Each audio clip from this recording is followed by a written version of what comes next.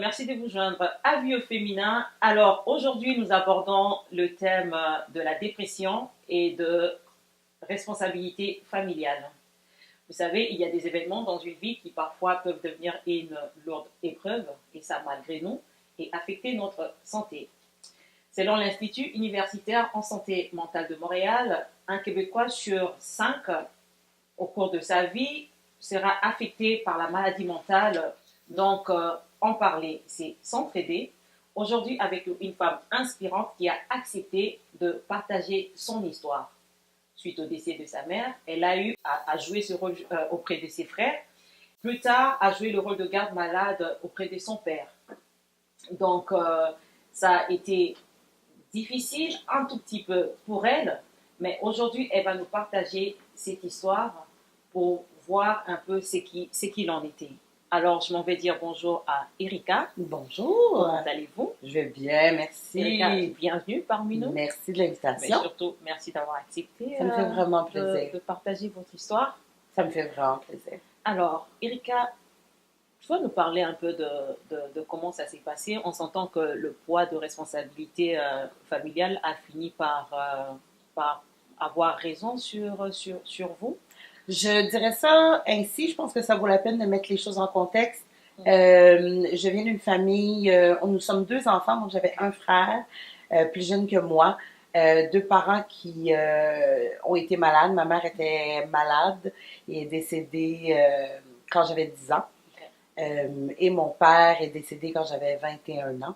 Il est important de souligner que pour moi, c'était normal de prendre cette charge-là. Je pense qu'il y avait une pression culturelle aussi.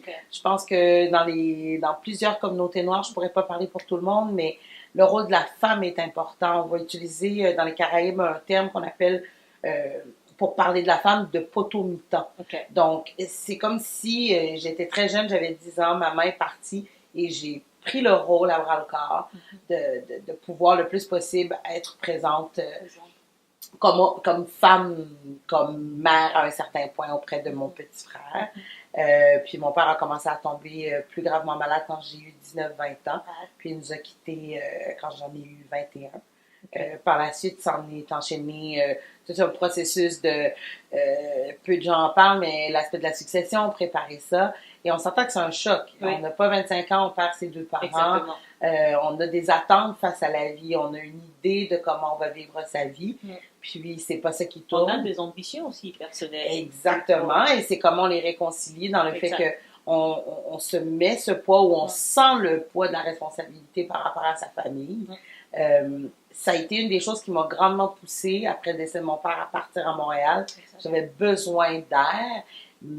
Puis je pense que des fois, quand on se rend compte qu'on a besoin d'air, on se rend compte aussi qu'on étouffait puis qu'il y avait beaucoup de choses qu'on avait encapsulées qui avaient besoin d'être libérées. Exactement. Donc, un peu pour faire le lien avec le topo que vous avez fait plus tôt. En arrivant à Montréal, je suis rentrée dans un cycle de il faut que j'aille à l'école, il faut que je travaille et tout ça. Et je pense que le poids de ces événements-là dans ma vie a fait que je suis allée voir un médecin. Je ne filais pas très bien. Il y avait un aspect aujourd'hui, je pourrais dire, plus de crise de panique, d'anxiété. Puis je suis allée voir un médecin qui m'a donné le diagnostic qui m'a un peu choquée, disant que je faisais une dépression majeure. Aujourd'hui, je le vois comme une bénédiction. Je le vois comme un point tournant. Donc, j'ai eu la chance d'être accompagnée.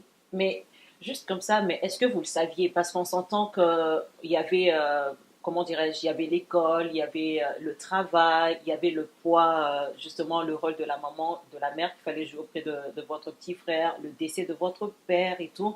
Mais est-ce que ces poids-là, ces responsabilités, est-ce que vous le saviez que vous aviez la dépression ou pour vous c'était juste normal? It was business as usual. Je savais qu'il y a quelque chose il y avait quelque chose qui ne tournait pas rond. Exact. Mais je ne pouvais pas mettre le mot dépression. Exact. C'était quand il m'a dit ça, et c'est important parce que je n'allais pas bien. Je vivais à l'époque en colocation et j'ai une amie qui faisait ses études en psychologie, qui a été d'une présence, d'une aide extraordinaire.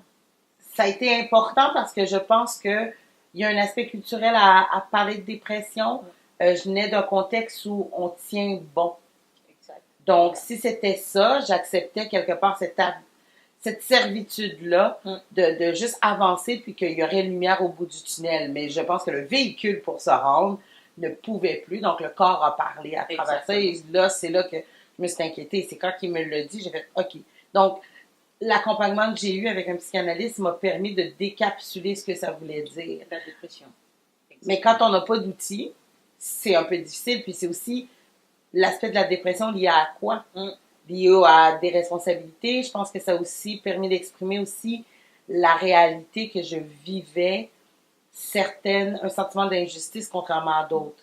Le poids de la responsabilité te fait réaliser, quand le poids des responsabilités arrive à un si jeune âge et que les autres n'ont pas à le vivre, on peut vivre ce sentiment d'injustice-là. Exactement. Puis je pense qu'il faut le recul, il faut de l'accompagnement, il faut beaucoup d'amour de soi-même pour avoir le recul pour dire, ben, c'est l'histoire de ma vie, elle m'appartient, j'ai pris certaines décisions à travers ça, puis maintenant, I know better. Donc, pour la suite des choses, je décide d'orienter ma vie, mais pour moi, ça a été un cadeau du ciel que ça arrive. Mais pourquoi avoir été voir le médecin? Est-ce que c'est parce que, j'imagine, il y avait quelques symptômes, bien que vous n'avez pas été capable de mettre le doigt dessus, mais est-ce qu'on peut parler un peu de ces symptômes-là? Je suis quelqu'un qui dort. J'aime dormir. Okay. J'aime dormir. Mais je dirais que je ne dormais pas bien. Je panique. Des idées un petit peu floues. Je dis bien floues. Mais le corps, la fatigue, mon estomac un peu à l'envers. Puis je pensais vraiment que c'était un problème d'estomac que j'avais. Oh. Puis quand j'ai parlé, je disais que j'étais fatiguée. Puis c'est mon ami qui m'a dit, Rika, il y a peut-être autre chose. Je pense qu'il est important que tu prennes acte de tout ce que tu as vécu depuis les dernières années. Puis on dirait que je pouvais pas l'entendre. Ma tête refusait de l'entendre. Puis c'est pour ça que je savais qu'il y avait quelque chose qui tournait pas rond. Mais mon esprit était comme, Rika, par honneur pour tes parents, il faut que tu tiennes bon. Donc, il vient un moment où quand le médecin te regarde, puis c'est un monsieur d'origine arménienne, ce docteur-là avait été, bon, là, mademoiselle, on va arrêter de niaiser, c'est ça que vous avez, c'est une dépression majeure, puis il m'a vu, puis il m'a dit, tu sais, on s'en remet, ça va bien aller. Moi, il m'a pas mis sous médication, il m'a prescrit de la thérapie. Que j'ai fait de manière plus intensive pendant 8 semaines, avec un arrêt de travail, une très, très, très bonne chose. Et je me souviens à l'époque, quand j'ai demandé cet arrêt de travail-là, moi, je ne savais pas, je me posais la question, qu'est-ce qu'on fait, comment on vit ça? De dire qu'on prend une pause, c'était quelque chose que... C'est un détail, mais de prendre une pause, des fois pour digérer ce qu'on vit, c'est comme si on n'est pas productif. Contrairement à se dire que des fois, on a besoin de ce repos-là pour être capable de se recharger pour continuer la suite, puis de traiter l'information, les sentiments, les expériences qu'on a vécues à travers certaines choses. La dépression. Ooh, the word. La dépression, ouais, exactement. Comment vous l'avez reçue? La dépression, parce qu'on s'entend que... Je l'ai pris mal. Pour moi, c'est un sentiment d'échec. Wow. Pour moi, c'est un sentiment d'échec. Je pense aussi que... Puis je pense qu'il y a un aspect très personnel à comment j'entrevois la vie. Et pour moi, c'est un échec. Je devais être capable de passer à travers ça. J'avais réussi dans ma perception, d'avoir passé à travers le décès de ma mère. Donc, d'avoir ça, pour moi, c'est un échec. Je peux pas être malade de l'esprit. Wow. C'est pas ça l'idée. Mais après, quand on décapsule, puis on comprend que des fois, il y a beaucoup d'éléments, le stress peut jouer et dérégler ton cerveau, puis après ça, ça se replace. Est-ce que c'est un échec culturel? Oh, c'est une excellente question. Oh, I love the question.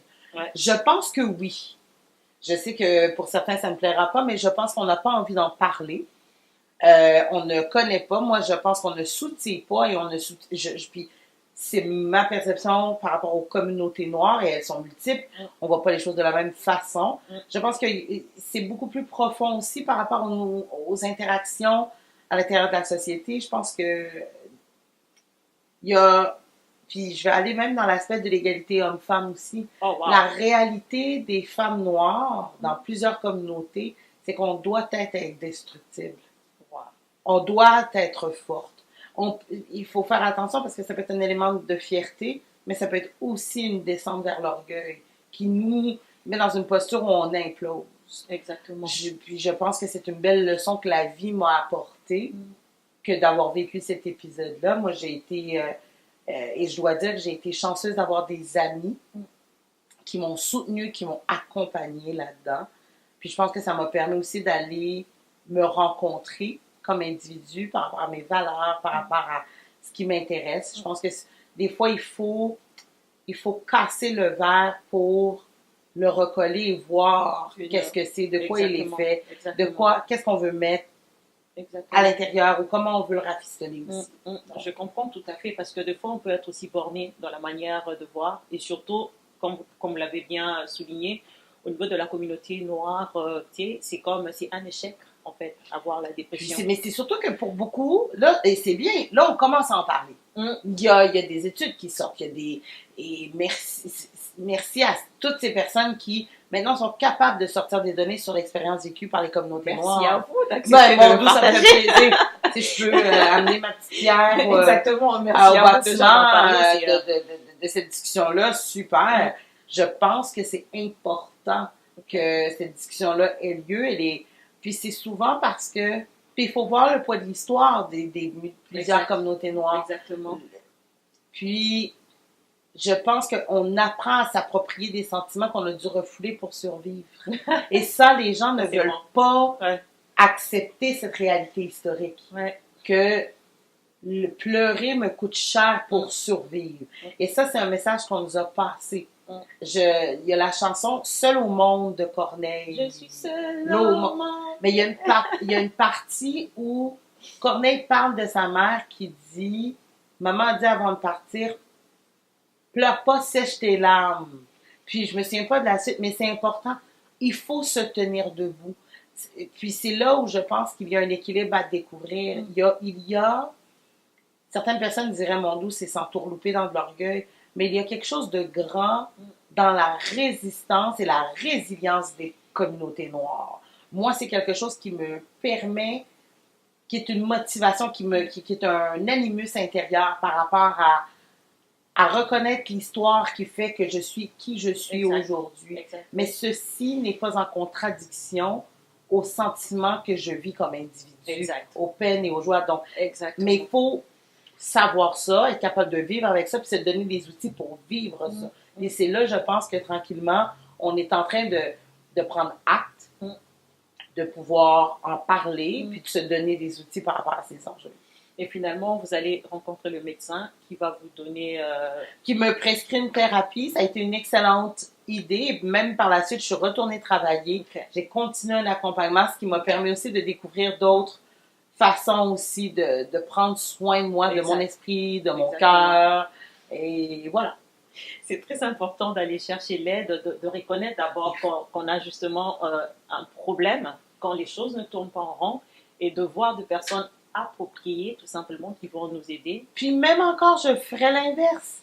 Si vous voyez que quelqu'un ne file pas, prenez, vous n'avez pas à prendre le sentiment ou la peine de cet individu-là.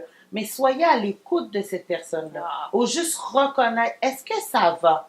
Ce n'est pas une question puis de dire, est-ce que tu es sûr? Est-ce qu'il y a quelque chose qu'on peut t'offrir? Est-ce que tu as besoin? On ne prend pas le mal de la personne. On prend acte que quelqu'un vit quelque chose. On reçoit la personne dans ce qu'elle vit. On ne prend pas l'expérience sur nous. Mais c'est important, c'est un minimum de bienveillance. Exactement. Parce que c'est facile de rouler puis de dire, oh, tu sais. De ne pas s'arrêter, en fait. Oui, parce que mes amis, tu sais, ça va. Ça prend 30 secondes, des fois, de juste regarder quelqu'un, ça va. Tu sais, puis on peut faire confiance à l'intuition qu'on a. On reste encore des animaux ayant une intuition, puis des fois, on sent qu'il y a quelque chose qui tombe pas rond. Je viens juste prendre le temps, est-ce que ça va? Puis ça se fait que ça ne nous concerne pas, ça se fait que ça nous concerne. Des fois, ça peut permettre de désamorcer des choses. Encore pire, des fois, je dis, c'est très difficile de poser la question à une personne, est-ce que ça va? Et puis que la personne dit, ça va pas. C'est dur aussi. Puis, la plupart du temps... Puis des fois, on est... Et c'est là, je pense que de s'étiller est important.